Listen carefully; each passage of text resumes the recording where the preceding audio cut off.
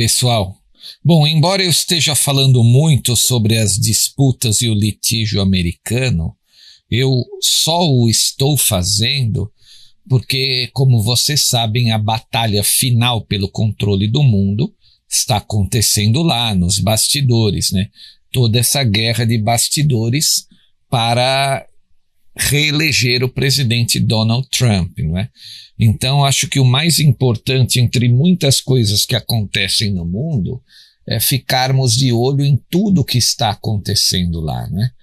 Então, acho que, a princípio, eu não tem muito sentido falar de outras coisas que são pequenas, né, em se tratando de todo esse conflito de bastidores da América, né. Então, nesse áudio aqui eu quero falar sobre agora mais uma notificação vinda da Pensilvânia, né.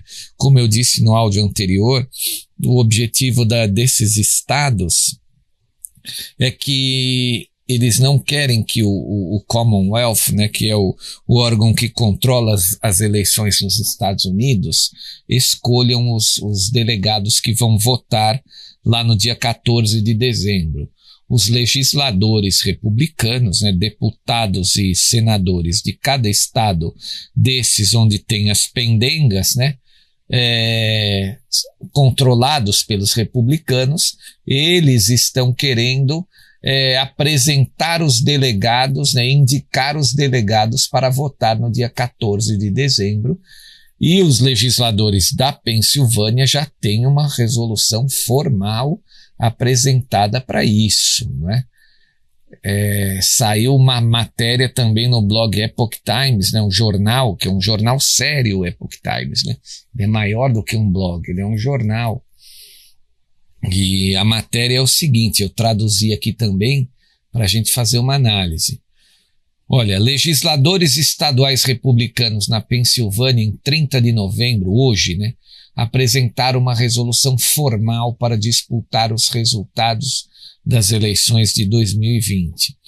O texto da resolução, apresentado pela primeira vez em um memorando lá em 27 de novembro, né, que foi na sexta-feira passada, afirma que o ramo executivo e judiciário do governo da Pensilvânia usurpou o poder constitucional do legislativo para definir as regras da eleição, né? Funcionário dos ramos executivo e judicial da Commonwealth infringiram a autoridade da Assembleia Geral sob a Constituição dos Estados Unidos ao alterar ilegalmente as regras que regem as eleições de 3 de novembro de 2020, né, na própria Commonwealth. Qual que é essa alteração? É aquela confusão das urnas que foram chegando depois do horário, né? É isso que eles alteraram sem a autorização dos legisladores, né? A resolução apela ao secretário da Commonwealth, a Commonwealth é o órgão ali que cuida das eleições, né, para retirar a certificação prematura da eleição presidencial e adiar a certificação de outras corridas, né, outros candidatos. Ele declara que a eleição de 2020 está em disputa ainda no estado e está instigando o Congresso dos Estados Unidos a declarar que a seleção dos eleitores presidenciais nesse estado está em disputa. Ou seja, é aquilo que eu falei para vocês. A própria Câmara Estadual quer escolher os delegados para votar lá no dia 14 de dezembro. Vou continuar o texto. Ó. Membros da Assembleia Geral da Pensilvânia disseram em um comunicado: uma série de concessões às leis eleitorais da Pensilvânia ocorreram durante as eleições gerais de 2020. As irregularidades e impropriedades documentadas associadas à votação por correio, pré-campanha e prospecção minaram o nosso processo eleitoral e, como resultado, não podemos aceitar a certificação dos resultados em disputas estaduais. Acreditamos que este momento é crucial e importante o suficiente para que a Assembleia Geral precise tomar medidas extraordinárias para responder a essas perguntas extraordinárias. Também acreditamos que nosso dever de supervisão representativa, visto que o ramo legislativo do governo da Pensilvânia exige que reassumamos nossa autoridade constitucional e tomemos medidas imediatas. O texto proposto lista 3 passos dados pelos poderes judiciário e executivo para mudar as regras da eleição. Em primeiro lugar, em 17 de setembro, a Suprema Corte da Pensilvânia, ilegal e unilateralmente, estendeu o prazo para o recebimento das cédulas pelo correio. Determinou que as cédulas sem carimbo fossem tratadas como oportunas e permitiu que as cédulas sem assinatura do eleitor verificada fossem aceitas, diz a resolução. Em segundo lugar, em 23 de outubro, por meio de uma petição do secretário da comunidade, a Suprema Corte da Pensilvânia decidiu que as assinaturas nas cédulas do correio não precisariam ser autenticadas. E em terceiro, em 2 de novembro, o secretário da Commonwealth encorajou certos condados a notificar os representantes de partidos e candidatos de eleitores por correspondência cujas cédulas continham defeitos. Todas as mudanças são contrárias ao Código Eleitoral da Pensilvânia, que exige que as cédulas sejam recebidas às 20 horas no dia da eleição. Determina que as assinaturas nas cédulas de correio sejam autenticadas e proíbe a contagem das cédulas com defeito.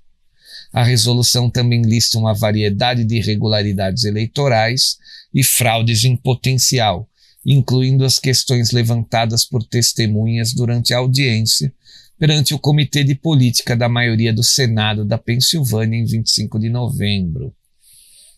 Em 24 de novembro de 2020, o secretário da Commonwealth certificou unilateralmente e prematuramente os resultados da eleição de 3 de novembro com relação aos eleitores presidenciais, apesar do litígio em andamento.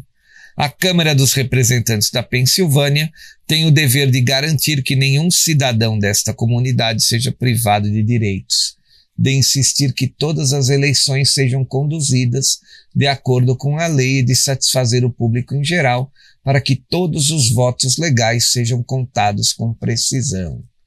O senador estadual da Pensilvânia, Doug Mastriano, um republicano, disse em 27 de novembro que a legislatura estadual controlada pelo Partido Republicano fará uma tentativa para recuperar o seu poder de nomear os eleitores do Estado para o colégio eleitoral, dizendo que eles vão iniciar o processo em 30 de novembro, que foi hoje. Bom, então vocês perceberam que a confusão agora está entre o Senado estadual, a Câmara, né, Senado e deputados estaduais, que são controlados pelos republicanos, as cortes estaduais, né, que autorizaram todas essas mudanças, ou seja, lá na América também, por incrível que pareça, o judiciário está legislando, né, está criando leis, como aqui, né? Então isso muito provavelmente vai parar na Suprema Corte, que tem maioria republicana em 6-3. Então anotem aí o que esse analista aqui está dizendo para vocês. Todos esses 6 estados aí vão acontecer o mesmo processo. Audiências de provas e demonstração de provas e fraudes, e todas as casas legislativas vão estar guardando para si, né, querendo para si, a possibilidade de escolher os delegados que vão votar lá no dia 14 de dezembro. Com essa pendenga entre as câmaras, né, as casas legislativas e as cortes estaduais, isso vai parar, dos 6 estados pendentes, vai parar na Suprema Corte, que vai ter que resolver isso, muito provavelmente, nas próximas 2 semanas, né? Porque a eleição dos delegados é no dia 14 de dezembro. Faltam aí exatamente 2 semanas para isso acontecer, né? Por isso que eles estão indo com tudo essa semana aqui, para fazer as audiências de provas nos 6 estados, já foram em 2, Arizona e Pensilvânia, faltam o Wisconsin, falta o Michigan, falta Nevada, falta a Geórgia. 4 estados ainda faltam dos que estão sendo litigiados, né? 79 delegados em litígio. 79 delegados em litígio.